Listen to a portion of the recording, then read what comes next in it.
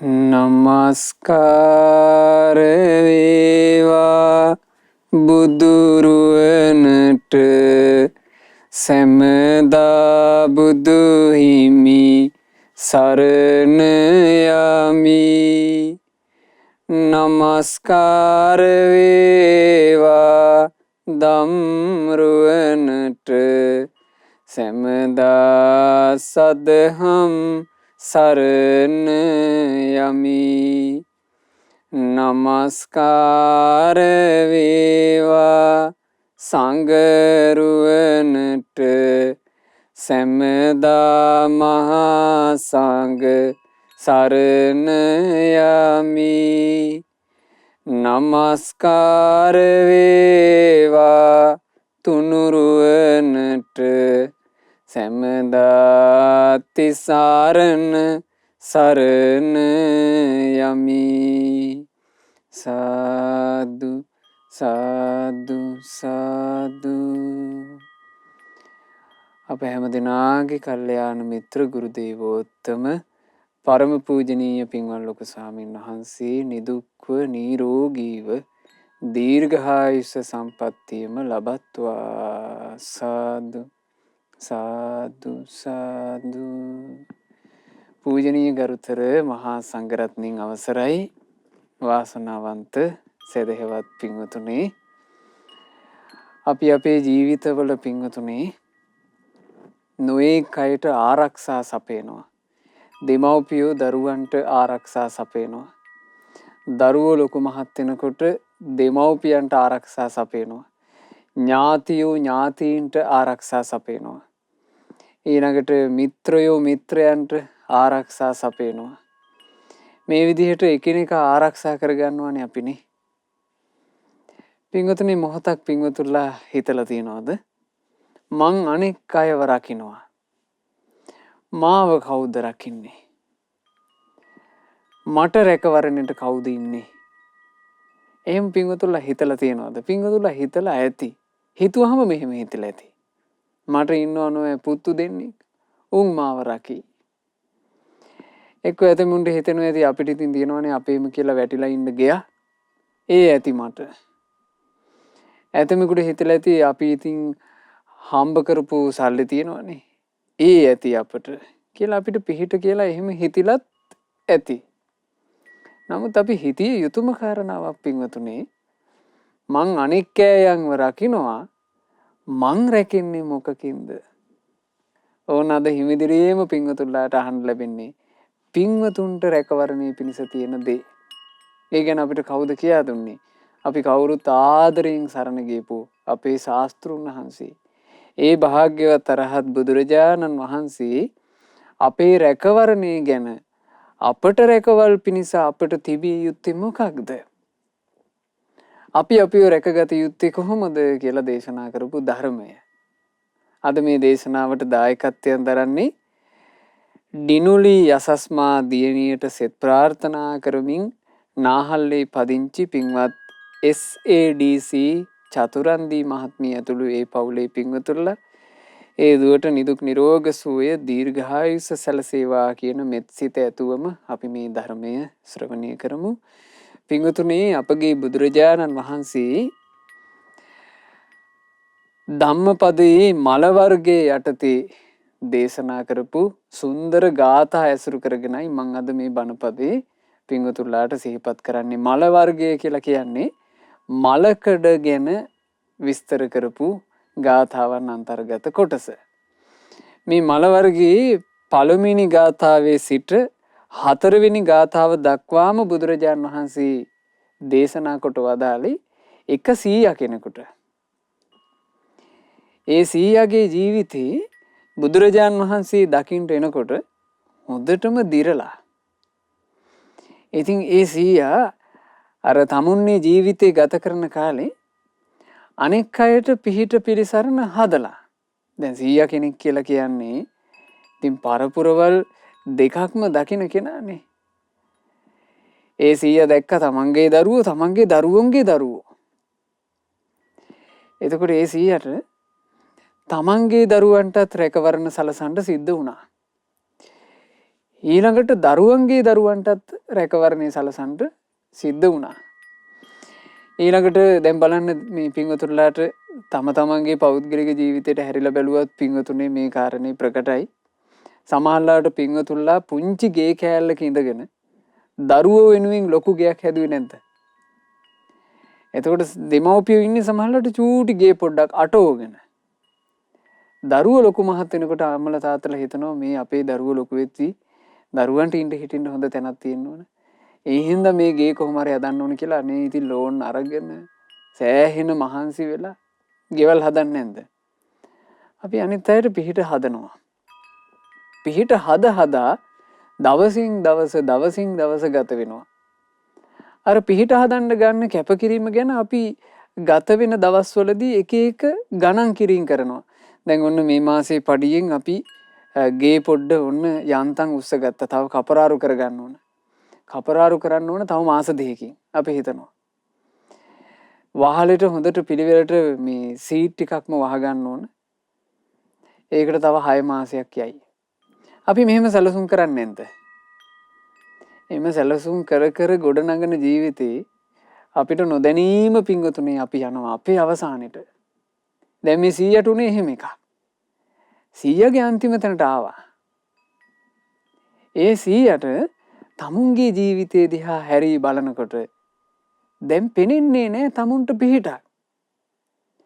ඇයි දරුවෝ උපස්ථාන කරනවා. දරුවෝ උපස්ථාන කළාට දරුවන්ගේ උපස්ථාන ලැබ තව ඉන්න තියෙන ටික කාලයයි මම මැරෙනවා. මලාට පස්සේ මට මොකද වෙන්නේ? ඔන්න 100ට දැනෙන්න ගත්තා. ගෙයක් නම් හැදුවා තමයි මහන්සි වෙලා හෙම්බත් වෙලා. හැබැයි මේ ගේ දාලා යන්න වෙනවා. දැන් 100ට මතක් වෙනවා අපේ අප්පුච්චත් ගේ දාලා ගියා. අපේ සීයත් ගේ දාලා ගියා. දැන් මටත් ගේ දාලා යන්නයි වෙන්නේ. ඕන සිහි වෙනවා. සිහි වෙනකොට දැනෙනවා මට රැකවරණයක් නැහැ කියලා. බුදුරජාණන් වහන්සේ ළඟට වැඩම කළා. ඉතින් බුදුරජාණන් වහන්සේ ඒ 100ට වදාළ ලස්සන ධර්මය. මේ ගාථා පිංගුතුනේ මේ වගේ හිමිදිරියක අපිට සජ්ජායනා කරන්න ලැබෙනවා කියන්නේ මහා වාසනාවක්. අපි මේ කටවල් වලින් එක එක වචන කතා කරනවා. ඒ වචන අතරේ බුදු කෙනෙකුගේ බණපදයක් හඬ නගලා කියන්න ලැබෙනවා කියන්නේ ලාභයක්. ඒ හින්දා පින්වතුන්ලා මේ තිරේ දර්ශනය වෙන ගාථා හොඳට බලාගන්න. වන්දනා කරගන්න. වන්දනා කරගෙන අපි මේ ගාථා මාත් සමගම සජ්ජායනා කරමු. පණ්ඩුපලාසෝව ඉදානිසි යම පුරිසා පිච්ච තං උපට්ඨිතා උයෝග මුඛේච තිට්ඨසි පාතේයම් පිච්ච තේන විජ්ජති. දැන් ඔබ සිටින්නේ වැටෙන්නට ලං වී ගිය ඉදුණු කොළයක් ලෙසිනුයි. යම පල්ලෝද ඔබ වෙත සිටිත්මය ළඟට ඇවිදින් පිරිහෙන දොරටුවෙහි සිටින ඔබ හට කිසිදු පිහිටක් දකින්නට නම් නොලැබෙයි. මේ මරණයේ සමීපයට ආපු 100ට බුදුරජාණන් වහන්සේ ඇත්ත ස්වභාවයෙන්ම වදාලා. සම්මා සම්බුදුරජාණන් වහන්සේ ධර්ම දේශනා කරනකොට බුදුරජාණන් වහන්සේ මේ මිනිස්යාව හුරතල් කරන්න කියලා මිනිස්යාව සනසවන්ට කියලා බොරු කියන්නේ නේ. ජීවිතේ ඇත්ත තැන බුදුරජාණන් වහන්සේ වදාලා.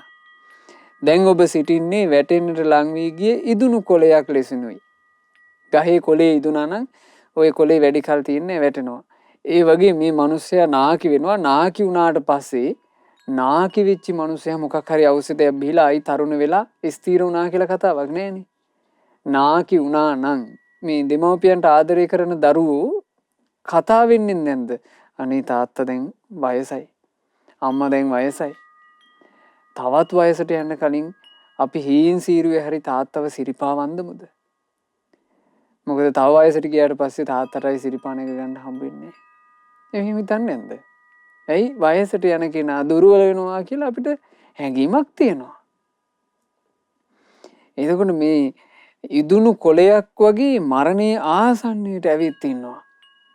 ඒ මදිවාට යම පල්ලෝද ඔබ වෙත සිටිත්මය ළඟට ඇවිදින්. මේ සීයට තිබුණ තව බරපතල ප්‍රශ්නයක්. මරණයට පත්වෙන්ට පෙර නිමිති පහළ වුණා යමපල්ලු පේන්ට ආවා.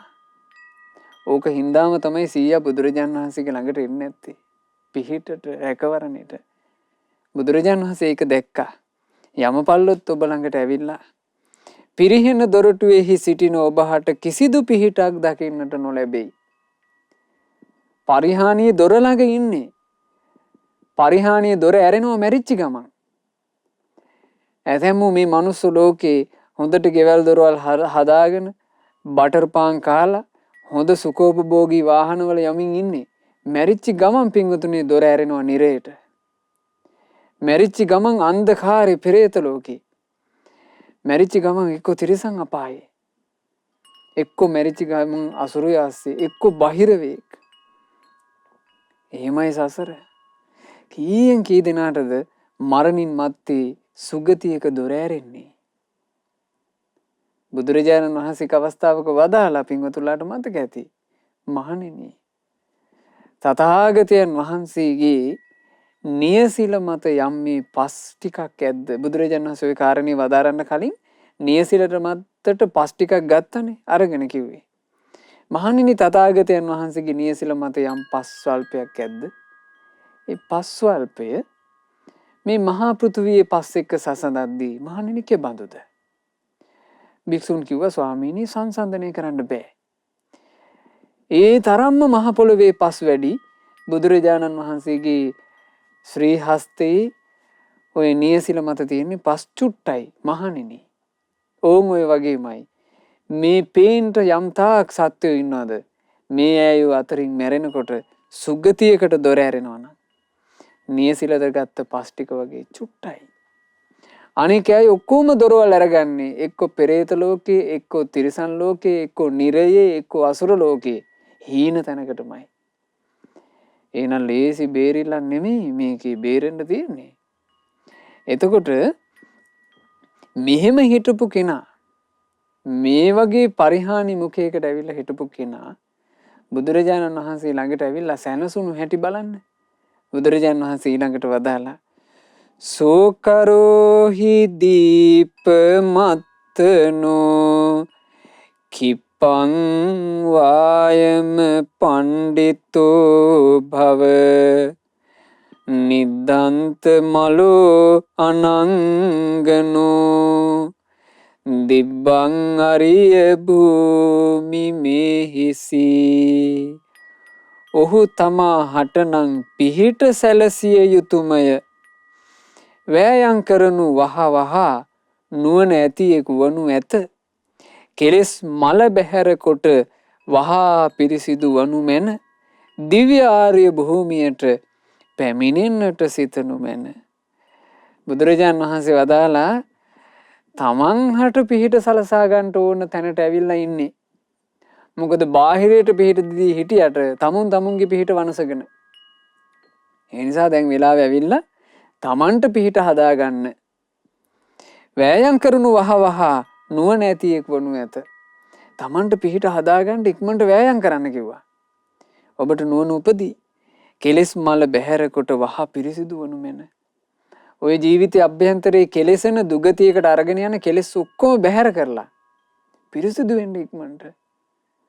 සාමාන්‍යයෙන් ලස්සන ගමනක් යන්න ලැහැත් වෙනකොට ඒ කාලේ පුංචි කාලේ මතකද? අපි සමහරට ශ්‍රී ලංකාවේ ඉන්නවා දූවිලි ගාගෙන. අම්මලා එනවා. ඇවිල්ලා කියනවා අපි යනවා මේ නෑදෑ ගමන. කෝ ගිහිල්ලා නාගන්න. නාලා ලස්සන ඇඳුමක් අඳින්න. එතකොට අපි ලස්සන ගමනක් යන්න නම් ඒ ගමන යන්න ලැහැත් වෙනකොට කැතකුණු අයින් කරගන්නවා. හොඳට නාගන්නවා. හොඳ ඇඳුමක් අඳිනවා. කොණ්ඩේට ලස්සන ස්ටයිල් එකක් දාගන්නවා මොකක් හරි. කාන්තා පිරිස නම් විශේෂයෙන් මේකප් එකකුත් දාගන්නවා. එහෙම නේද? ලස්සන ගමනක් යන්නේ. ඔහේ නිකන් වැදගැම්මක් නැති ගමනක් නම් ඔය ඉන්න විදිහටම යනවා. එතකොට ඒ වගේ තේරුම් ගන්න. යම් මේ මිනිස්සු ඉන්නවද කෙලෙස් සෝදන්නේ නැති. කිලුටු පිටින්ම ඉන්න මිනිහා මැරිච්ච ගමන් කිලුටු ගමනක් යනවා. තමන්ගේ ජීවිතය අභ්‍යන්තරයේ තියෙන රාගය, ద్వේෂය, මෝහය, ඉරිසියාව, කුහකකම, එකට එක කිරීම මේ ආදී নানা ප්‍රකාර අකුසල් හොදලා දාලා පිරිසිදු කුසල් වලින් යුක්ත වෙන කෙනා තමයි හොඳ ගමනක් යන්නේ. පින්වතුනි වාසනාවක් මේවා අහන්න ලැබීම. මොකද අපිට ඒ උදෙසා වෑයම් කරන්න කාලය තියෙනවා. කාලය තියෙනවා කියලා කියන්නේ තව අවුරුදු මම නම් තාම අවුරුදු 50යි. ඉතින් මට තව 10ක් විතර ගිහිල්ලා තමයි පටන් ගන්න තියෙන්නේ කියන එකක් නෙවෙයි මේ කියන්නේ. අපිට මේ දේ මෙහෙන් පණ යන්න කලින් අහන්න ලැබුණානේ. අහන්න ලැබිච්ච මොහොතේ ඉඳලා අපිට කාලයක් තියෙනවා.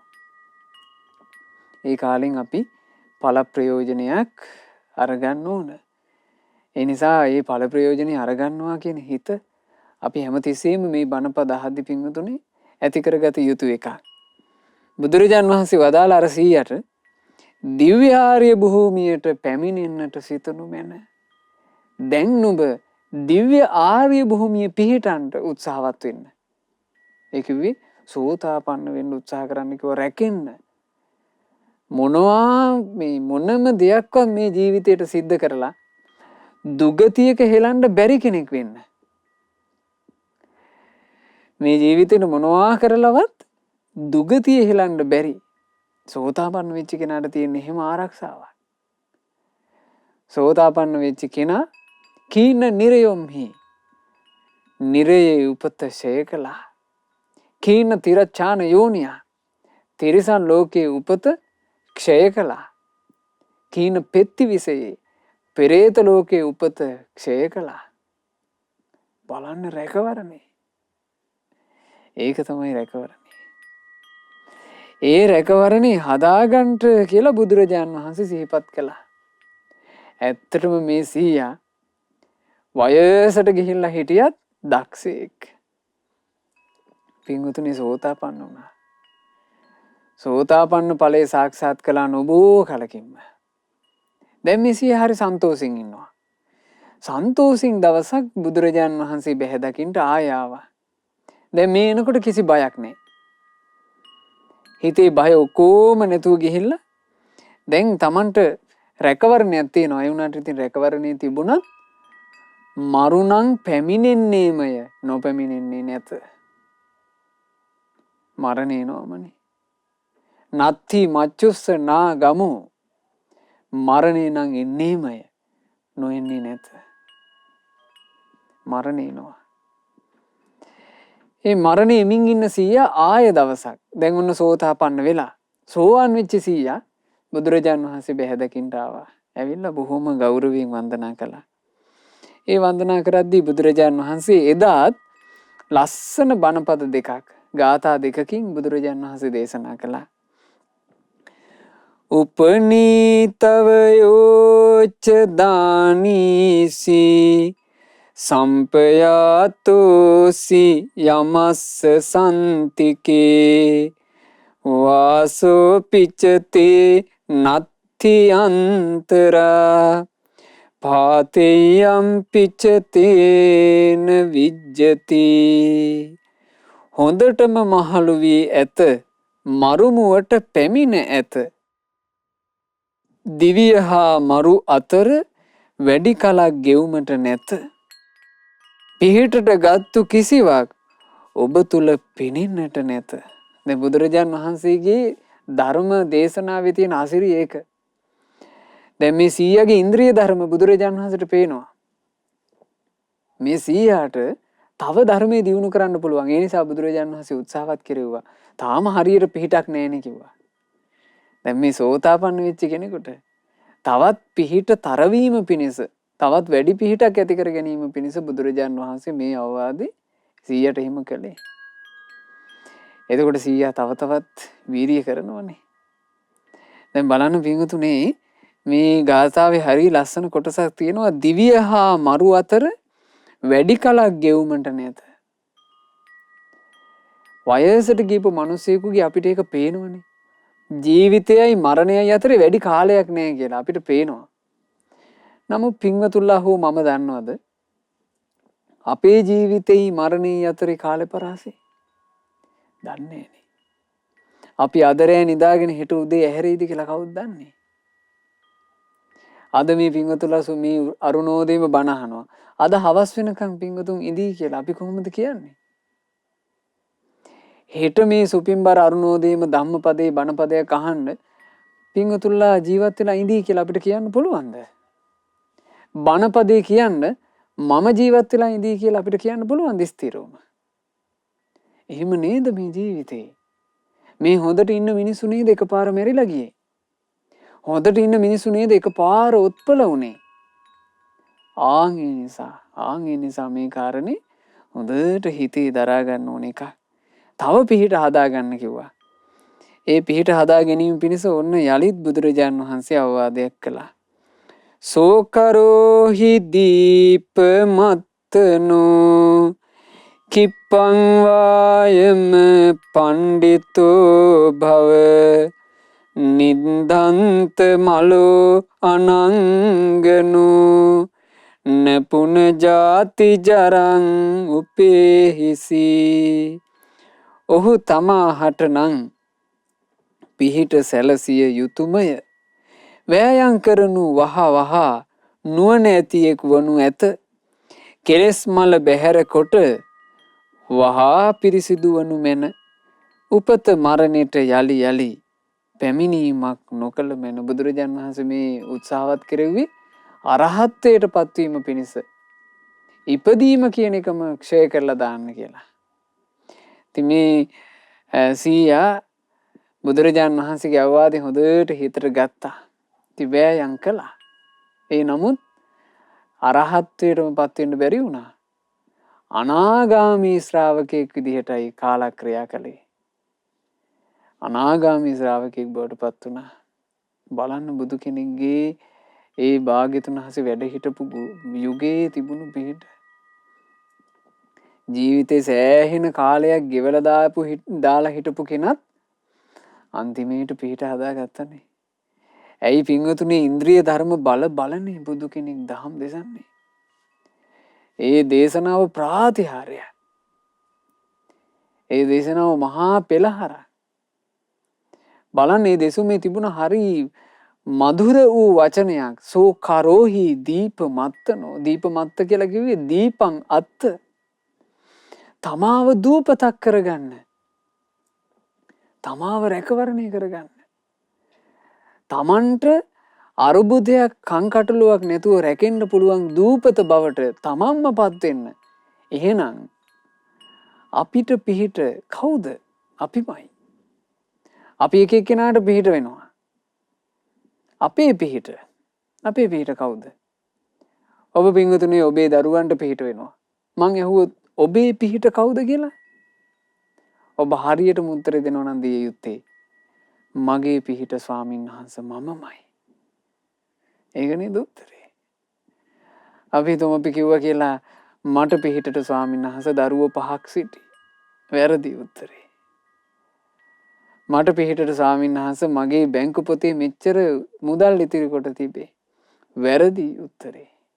හරි උත්තරේ තමයි මගේ පිහිටට සිටින්නේ මමමයි.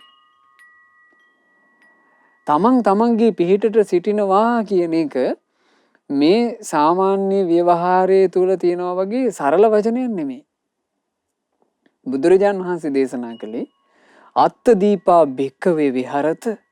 මහණෙනි තමන්ව රැකවරණය කරගෙන දූපත කරගෙන ඉන්න. අත්ත සරණ තමන්ව සරණ කරගන්නට අනඤ්‍ය සරණ. ඔබට වෙන සරණක් නැහැ. කොහොමද මහණෙනි තමන්ව දූපත කරගන්නේ, තමන්ව පිහිට කරගන්නේ, තමන්ව ආරක්ෂාව කරගන්නේ? ධම්මදීපා භික්ඛවේ විහෙරත. මහණෙනි ධර්මය දූපත කරගන්න. ධර්මයේ රැකවරණය කරගන්න. ධර්මයේ පිහිට කරගන්න. අනඤ්‍ය සරණ. ඔබට වෙන සරණක් නැහැ. එහෙනම් මේ සාංශාරික ගමනේ සත්වයාට තමන්ව රැකවරණය කර ගැනීම පිණිස නම් තියෙන්නේ ධර්මයමයි. ධර්මයේ නැති යුගයන්හි සත්වයාට පිළිසරණක් ඇත්තේම නැත. සත්වයාට තමන්ට කියලා පිළිසරණ ධර්මයේ නැති කාලේ නැහැ. ධර්මයේ නැත්තම් පින්වතුනේ සසර ගමනක මේ පටලැවුණු පටලැවිල්ලෙන් අපි කාටවත් නිදහස් වෙන්න බෑ. ධර්මයේ තුලින් විතරමයි. ඒ ධර්මයත් අරහත් සම්මා සම්බුදුරජාණන් වහන්සේ නමක් ඉස්මතු කරලා පෙන්වන්න ඕනේ. ඒක අපිට ඉස්මතු වෙන්නේ. අරහත් සම්මා සම්බුදුරජාණන් වහන්සේ නමකගේ ශ්‍රාවක භාවයට පත් වෙලා ශ්‍රද්ධාව මත පිහිටලා තමයි අපිට මේ ධර්ම ඉස්මතු කරගන්න තියෙන්නේ. වෙන පිළිවෙලක් නෑ.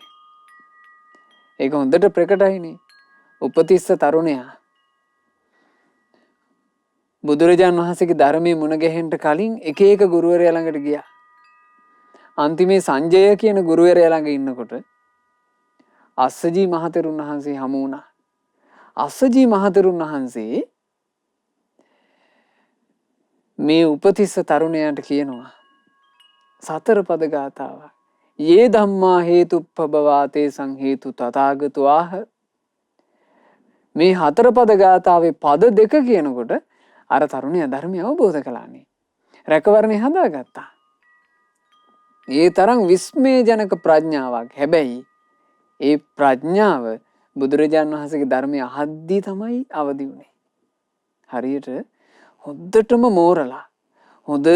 මෝරලා තියෙනවා නෙළුමක්. කොච්චර හොඳට නෙළුම මෝරලා තිබුණත් ඉර එළිය පායන තාක් නෙළුම පිපෙන්නේ නැහැ. හැබැයි මෝරපු නෙළුමට ඉර එළිය යාන්තම් වැටුණා නම් නෙළුම පිපෙනවා. ඕම් ඔය වගේ. ඔය වගේ තේරුම් ගන්න ඕන ධර්මයේ නිසාමයි රැකවරණේ හැදෙන්නේ. ධර්මයේ තුලට පැමිණි ශ්‍රාවකයා ධර්මයේ මත පිහිටා. ධර්මයේ තුලින් ජීවිතේ බල තමන්ගේ අඩුපාඩු හදන්න ඕන කියනවා. ඒකන බුදුරජාණන් වහන්සේ වදාලා මෙහිම අනුපුබ්බේන මේධාවි තෝකං කනේ කම්මාරෝ රජතස්සේව නිද්දමේ මල මත්තනෝ ලොවෙහි නුවණැති කෙනා අනුපිළිවෙලින් වැඩෙමින් හිමිහිට ටිකෙන් ටික කුසල් රැස් කරගන්නේ රන් කරු රණෙහි ඇති කිලුට දුරලන විලසින්. ලොවේ නුවණැති මිනිසයා. ඒ නුවණැති මිනිසයා කියලා කිව්වේ කාහටද? බුදු කෙනෙක්ගේ දහම් පදේ අහන්න වාසනාව තිබුණු අහලා හිත පහදවා ගන්න වාසනාව තිබුණු කෙනාට කියනවා නුවණැත්තා. ඒ තමයි ශාසනය තුල නුවණ. අපි බාහිරින් නුවණ කියලා ගත්තාම ප්‍රඥාව, කල්පනාව, මොලේ කියලා අපි නොයෙක් වචන වලින් කියනවා. ඉතින් බාහිර ඉතින් ඒක එක එකට පාවිච්චි වෙනවනේ.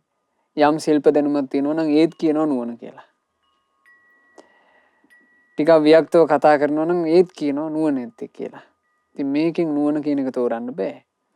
නුවණ කියන එක අපිට තෝරගන්න තියෙන්නේ බුද්ධ භාෂිතය තුල.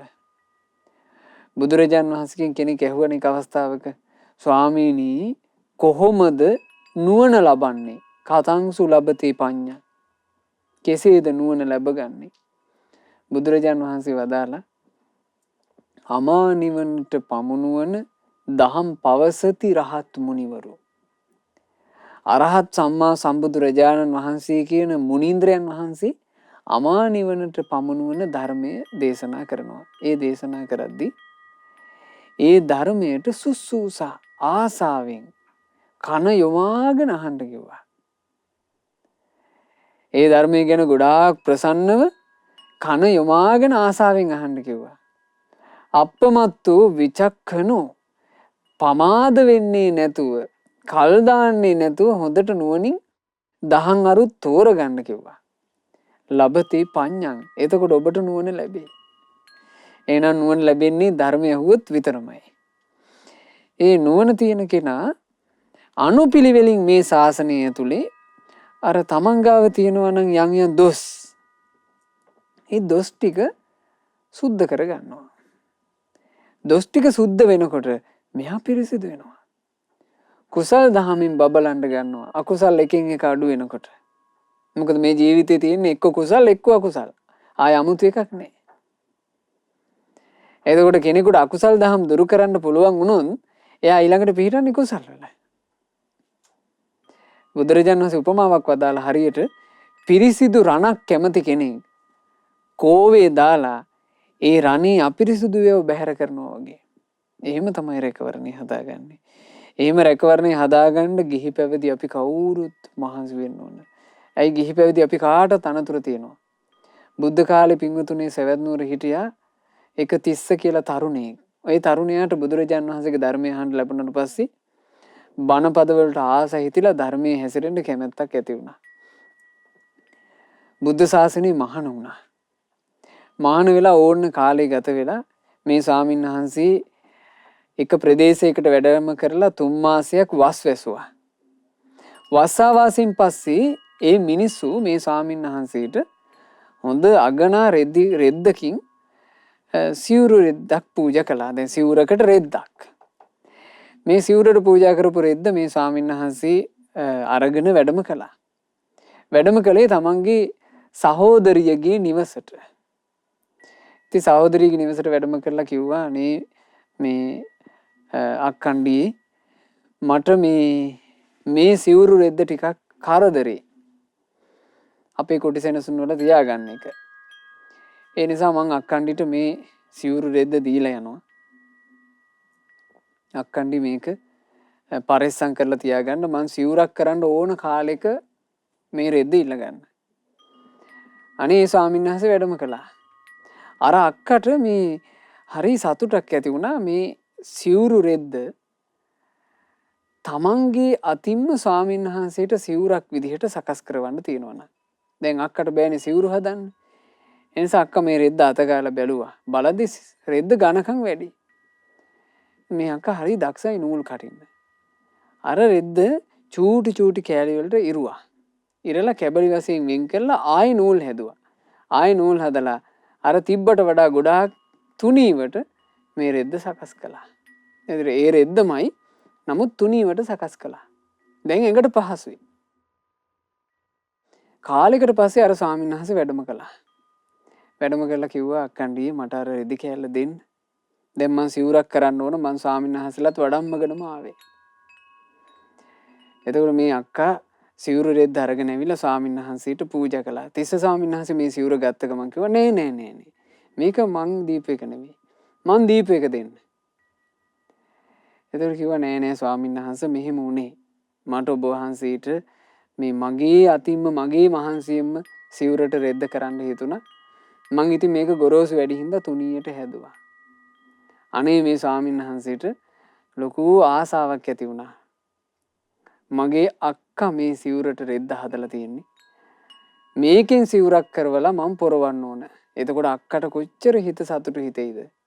ද අහිංසක ආසාව. නමුත් ඒ ආසාව කෙලෙස් සහගතයි. සිවුරට හිත බැඳිලා තිබුණා. බුදුරජාණන් වහන්සේ දේශනා කළේ හැමතිස්සෙම භික්ෂුවට ප්‍රත්‍යවේක්ෂා කර සිව්පසය පරිභෝග කරන්න කියලානේ. ඒක සීලයක්. ඒ සීලෙට කියනවා ප්‍රත්‍ය සම්නිස්ෘත සීල. ඒ සීලයෙන් යුක්ත නොවි යම් කෙනෙක් සිව්පස පරිභෝග කරනවා නම් ඒ භික්ෂුව සිව්පසයට ණයයි කියනවා. මොකද මිනිස්සු දම්පැන් පූජා කරන්නේ මිනිස්සු සිව්පසය පුදන්නේ රහතුන්ටනේ. රහතන් වහන්සේලාට පුදන සිව්පසය අරහත් මාර්ගයේ හික්මමින් ඉන්න භික්ෂුව පරිභෝග කරන්නේ ණයට. ඒ ණය ගෙවෙන්න නම් ප්‍රතිවේක්ෂා කරන්න ඕනේ කිව්වා. ඉතින් ඒක තමයි බුදුරජාණන් වහන්සේගේ ආඥාව. ඉතින් අපේ ශාස්ත්‍රුන් වහන්සේ කොයිතරම් කරුණාවෙන් යුක්තයිද? අපහට එහෙම රැකවරණ හදලා තියෙනවා. එහෙම රැකවරණ අපට හදලා තියෙනවා. ඉතින් මේ ස්වාමීන් වහන්සේට අර මේක අක්කණ්ඩී හදපු සිවුරු රෙද්දය කියන අදහස නිසා ප්‍රතිවේක්ෂා අමතක වුණා. අනේ මහන්සියලා සිවුරක් කළා. සිවුර කරලා ඔන්න සිවුර පඳු ගැහුවා. සිවුර පඳු ගහලා දැන් මේ පඳු ටික වැදිලා ආවට පස්සේ සිවුර හරි හැඩයි. මේ ස්වාමීන් වහන්සේ සිවුර වේලෙන්න දාලා ඒ සිවුර දිහා බලාගෙන හිටියා. අර මේ නුග ගෙඩියේ පාටට පඳු ගහලා තිබුණේ හරිම හැඩයි. හරි ලස්සනයි. මේ ස්වාමීන් වහන්සේට හිතුණා හෙට දැන් මම මේ සිවුරත් පොරවගෙනම අක්කණ්ඩිගේ නිවසට යන්න ඕන. අක්කණ්ඩිට ලොකු සතුටක් ඇති වේවි. එහෙම හිතලා මේ ස්වාමීන් වහන්සේ වේලිච්ච සිවුර තමන්ගේ කුටියට අරගෙන ඇවිල්ලා ගානට නවලා අර සිවුරු දාන රැහැනේ මේ සිවුර දැම්මා. දාලා ඔන්න රාත්‍රී සැතපුණා. සැතපෙනකොටත් අර සිවුර දිහා බලලා අනේ දැන් හෙට මේ සිවුර පොරවාගෙන අක්කණ්ඩිගේ නිවසටමයි යනවනේ. එහෙම හිතලා ඔන්න සැතපුණා. බලන්න ජීවිතයක ස්වභාවය. ඒ ස්වාමීන් වහන්සේට මේ මනුස්ස ලෝකයේදී යලි අරුණෝදයක් උදා වෙන්න පෙර මිය පරලෝ ගියා. ඒ රැයේම ආයුෂ අවසන් වුණා, මිය ගියා. මිය ගියපු ගමන් හිත තිබුණේ යම් තැනකද ඒ හිත තිබුණ තැනට අනුරූප විදිහට ගිහිල්ලා උපන්නා. හිත තිබුණේ සිවුරේ. සිවුරේ හිත තිබුණු නිසා ඒ බැඳිච්චි ලෝභය කියන අකුසලයේ විසින් මේ ස්වාමීන් වහන්සේව සිවුරේම කාවෙක් බවට පත් කළානේ. අර හිත බැඳිලා තිබුණු ලෝභය. දැන් ඔන්න උදෑසන භික්ෂුන් ඇවිල්ලා බලනකොට අනේ මේ භික්ෂුව අපවත් වෙලා.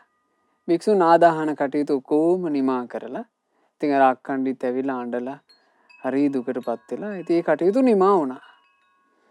ඒ නිමා වුණාට පස්සේ ඒ වෙහෙරේ හිටපු භික්ෂුන් වහන්සේලා සූදානම් වුණා මේ සිවුරක් නැති භික්ෂුවකට පවරන්න. මේ පවරන්න ලැහැත් වෙද්දී මේ කතා බහ ඔක්කොම අර කාවට ඇහෙනවා. කාව කලබල වුණා. කාවා මේ සිවුර පුරා දුවන්න පටන් ගත්තා. ඇයි දැන් මේ කාවට කරගන්න දෙයක් නැහැ. කාව පොඩි සතෙක්. ඌට බෑ මේ භික්ෂුන්ව නවත්තන්න.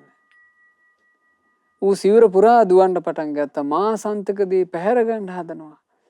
මේ මගේ දේ පැහැර ගන්න හදනවා. කෑක ගහ දිව්වා. මහා කාරුණිකයන් වහන්සේට දිව්‍ය ශ්‍රවණයෙන් මේක ඇහුණා වෙලාවට. බුදුරජාන් වහන්සේ ආනන්ද මහතෙරුන් වහන්සේ අතේ පණිවිඩයක් යවනවා අර භික්ෂූන්ට. මහණෙනි දින 7ක් යනතෙක් ඔය සිවුර ඔය විදිහටම තිබුණු තැන රැහැනේ තබන්ට. බුදුරජාන් වහන්සේ එසේ වදාළ නිසා භික්ෂුන් සිවුරට අත තිබ්බේවත් නැහැ. දැන් සිවුර රැහැනේ තිබුණා. දවස් 7 ගත වී ගියා. යලි පණිවිඩයක් එවනවා භාග්‍යතුන් වහන්සේ. මහණෙනි දැන් ඒ සිවුර සංඝයා අතරේ සුදුසු විදිහට බෙදා ගන්න. සංඝලාභය සිවුරක් නැති භික්ෂුවකට පවරන්න. එතකොට භික්ෂුන් වහන්සේලාට මේක හිතා ගන්න බැරි වුණා. ඇයි මේ? භික්ෂුවක් කාලක්‍රියා කරාම ඒ භික්ෂුවගේ සිවුරු ඇතුළු ඒ පරිභෝග භාණ්ඩ දින 7ක් තැබිය යුතුයමද? ඕක ගැන ආනන්ද මහතෙරුන් වහන්සේගෙන් විමසලා තියෙනවා. ඉතින් ආන්නේ වෙලාවේ ආනන්ද මහතෙරුන් වහන්සේ බුදුරජාන් වහන්සේට මේ දන්වපුවම භාග්‍යතුන් වහන්සේ තමයි කාරණේ වදාළේ.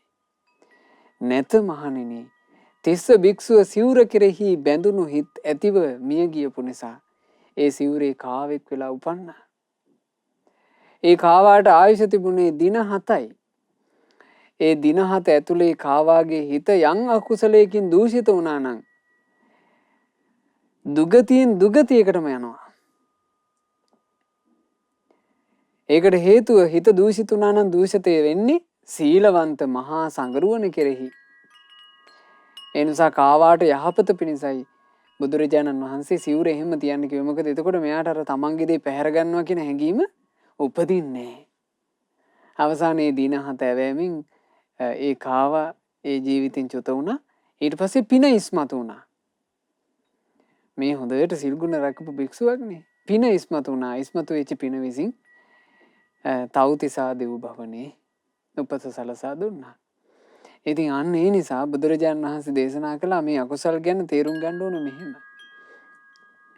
අයසාව මලං සමුට්ඨිතං තදුට්ඨාය තමේව කාදති එවං අතිදෝන චාරිණං සකකම්මානි නයන්ති දුග්ගතින් යකඩයේ හටගත් මල එයම කා දමන විලසින් සිව්පසය ලැබෙන විට වළඳයිද තොරව නුවණින් එලෙස කටයුතු කිරීමෙන් දුගතියෙහි උපදින්නේ.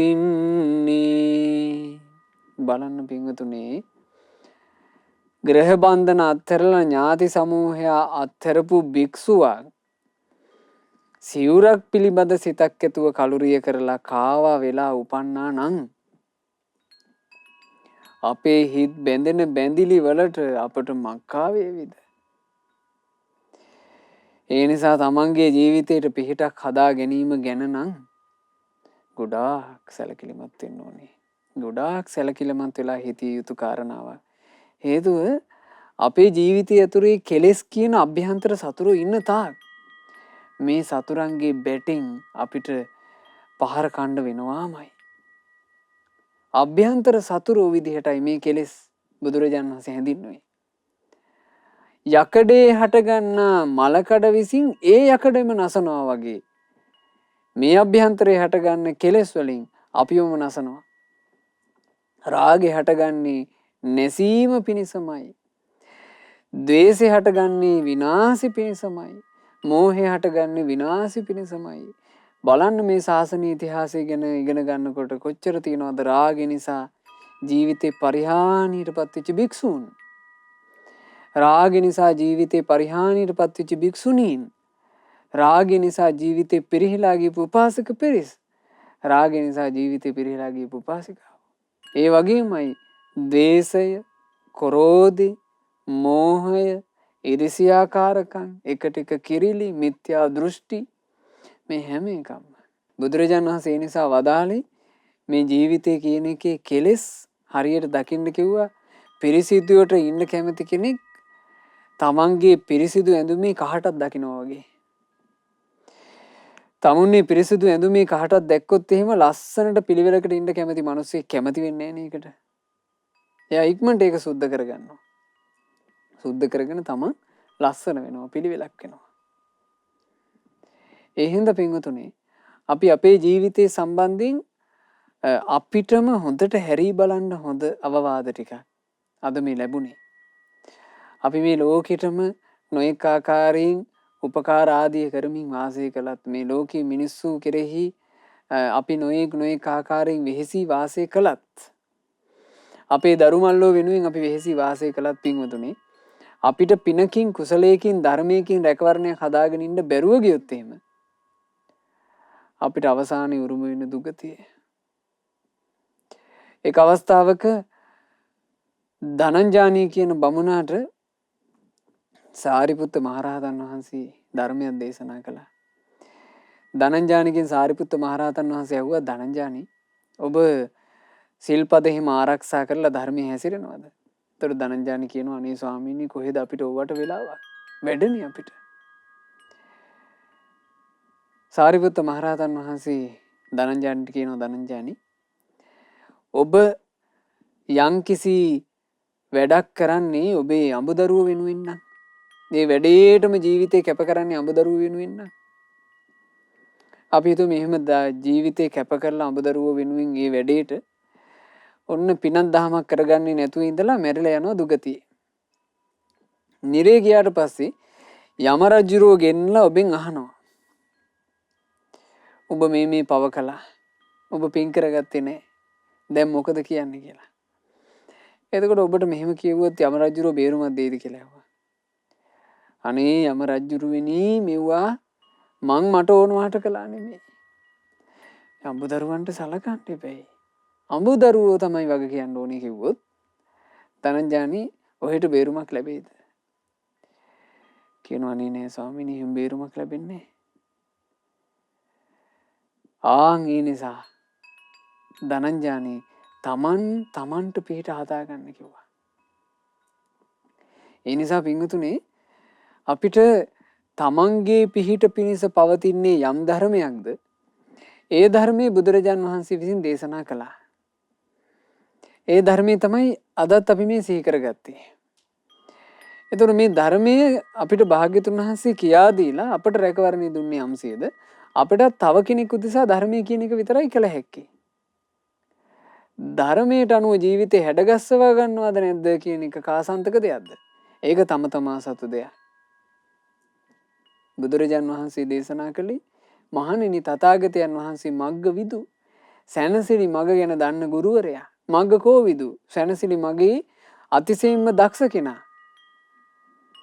ඒ වුණාට තථාගතයන් වහන්සේ කරන්නේ මාර්ගය පෙන්වලා දෙන එක විතරයි. ඒ මාර්ගය ඇදගෙන යෑමක් බුදුවරු කරන්නේ නැත. ඒ මගේ යෑම හෝ නොයෑම හෝ තම තමාට අයිති කරුණ කියන නිසා පින්වතුනි අපි අනික් අයට නොඑක ආකාරයෙන් රැකවරණ සැලසෙමින් ජීවත් වෙන අතරේ හිතිය යුතුම තැන පින්වතුන්ලා හිතන්න පටන් ගන්න. මට මොකද්ද තියෙන රැකවරණේ? මම මොකද්ද මට හදාගෙන තියෙන රැකවරණේ? මගේ දැන් පණ ගියත් මට පිහිටක් තියනවද? ආන්න ඒක හොඳට හිතන්න. හිතලා තමන්ගේ ජීවිතේට ධර්මයේ තුලින් රැකවරණයක් සලසා ගන්න උත්සාහවත් වෙන්න. පින්වතුන්ලා හැම දිනාට අපි සෑම සියලු දිනාට ගෞතම බුදුරජාණන් වහන්සේගේ උතුම් ශ්‍රී සද්ධර්මයේ ජීවිතයක් පරිපූර්ණ වශයෙන්ම රැකගත හැකි මේ සොඳුරු සද්ධර්මයේ මුණ ගැහුණු මොහොතේ අපේ ජීවිතයට පිහිට පිලිසරණ රැකවරණය සලසා ගැනීමේ වාසනාව ලැබේවා. සාදු සාදු සාදු.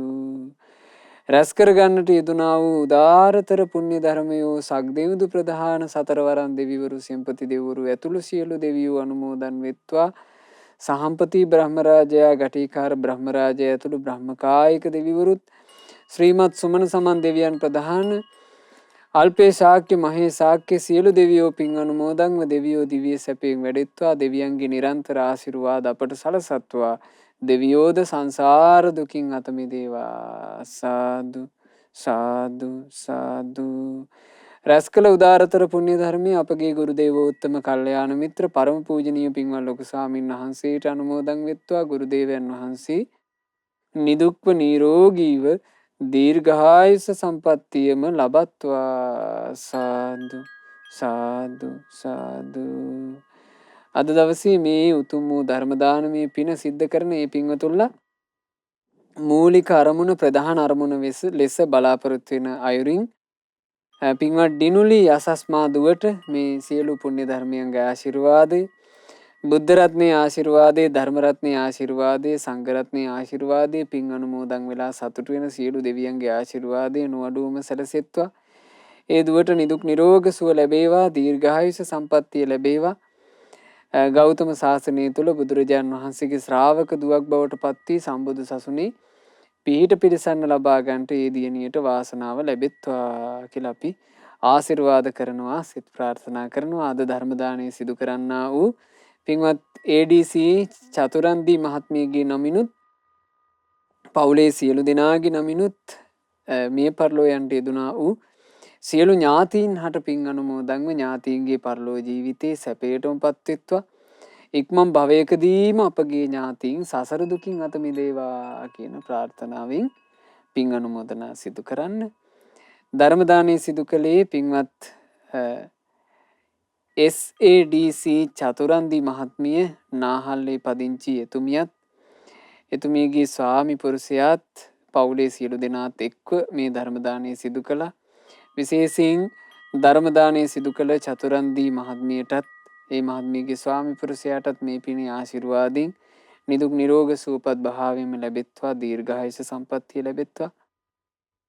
ඒ වගේම සිලිනා අතකෝරළ මහත්මියටත් ඒ පවුලේ සියලු දෙනාටත් මේ පිනේ ආශිර්වාදයෙන් නිදුක් නිරෝග සුවය දීර්ඝායුෂ සම්පන්නිය ලැබේවා. ධර්ම දානය සිදු කළා වූ සුපින්නතුල්ලාට මේ ධර්ම දානමේ පිනේ ආශිර්වාද බෙලින් රත්නත්‍රයේ ආශිර්වාදයෙන් තෙරුවන් සරණින් තමන්ගේ ජීවිතේ රැකී රක්ෂා දූදරුවන්ගේ මුණුපුරු මිනිපිරියන්ගේ අධ්‍යාපන කටයුතු මේ ආදී සෑම සියලු දේ කරදර බාධා වලින් තොරව ਸਰව ප්‍රකාරයෙන් සාර්ථක කරගන්න ලැබෙත්වා. ජීවිතේට පෙනෙන නොපෙනෙන බාධා වෙද්ද ඒ හැමදේම දුරු වෙත්වා.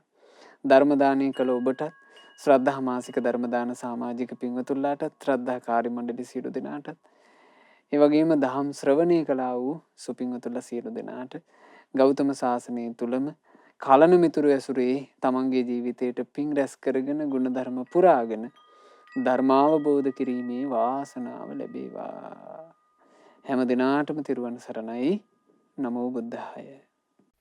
මෙවැනි වටිනා ධර්මදේශනා ශ්‍රවණය කිරීමට ශ්‍රද්ධා ඩේලි YouTube චැනලය සබස්ක්‍රයිබ් කරන්න.